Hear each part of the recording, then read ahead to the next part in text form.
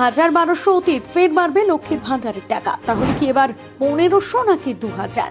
লক্ষ্মীর ভান্ডার নিয়ে বিরাট পরিকল্পনা সরকারের। খুশিতে গদগদ বাংলার মা বোনেরা। কত বাড়লো টাকা, কবে থেকে পাবেন সেই টাকা? দেখুন, ভোটের পর থেকেই যেন মমতাদি হয়ে উঠেছেন মমতাময়ী। জনস্বার্থে কল্যাণের জন্য একের পর এক পদক্ষেপ নিয়েই যাচ্ছেন তিনি।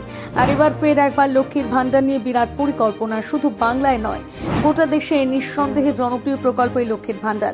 আর জনপ্রিয় হবে নাই বা কেন বলুন তো? এই একটি মাত্র প্রকল্প যা বাংলার মা বোনেদের আশা ও ভরসা, যার হাত ধরে বাংলার বেকার মা বোনেরা দুটো হাত খরচা পান। আর এবারে সেই প্রকল্প নিয়ে শোনা গেল বিরাট সংবাদ। এখন নাকি 1200 নয়, আরো বেশি বেশি টাকা ঢুকবে বলে জানা যাচ্ছে।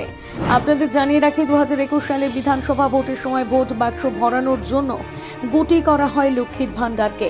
সেইবারে প্রথম চালু হয় লক্ষ্মীর ভান্ডার। আর তখন জেনারেল কাস্টের মা বোনেরা পেতেন 500 টাকা, তপশিলি জাতির মহিলারা পেতেন 1000 টাকা। যে টাকা পেয়ে দিব্যি খুশি ছিলেন তারা। তারপর আবারও 24-এর ভোটেই প্রকল্পকে তুরুপে তাস করা হয়। টাকা বাড়িয়ে 500 থেকে 1000 এবং 1000 থেকে 1200 টাকা করা হয়। এপ্রিল মাস থেকে সেই টাকা প্রতিটি মহিলার অ্যাকাউন্টে ঢুকতে থাকে এবং সেই সাথে বাংলার শাসক দলের লক্ষ্য পূরণ হয়।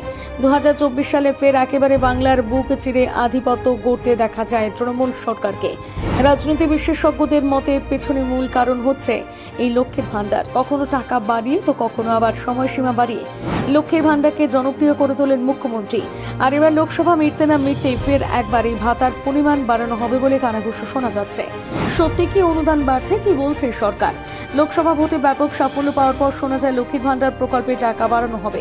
সম্প্রতি এই নিয়ে বেশ জল্পনা সৃষ্টি হয়েছে। প্রায় অনেকেই বলছেন আগামী দিনে সরকার ভাতার পরিমাণ বাড়িয়ে 1000 থেকে 1200 এবং তার থেকে 1500 থেকে 2000 করে দেবেন।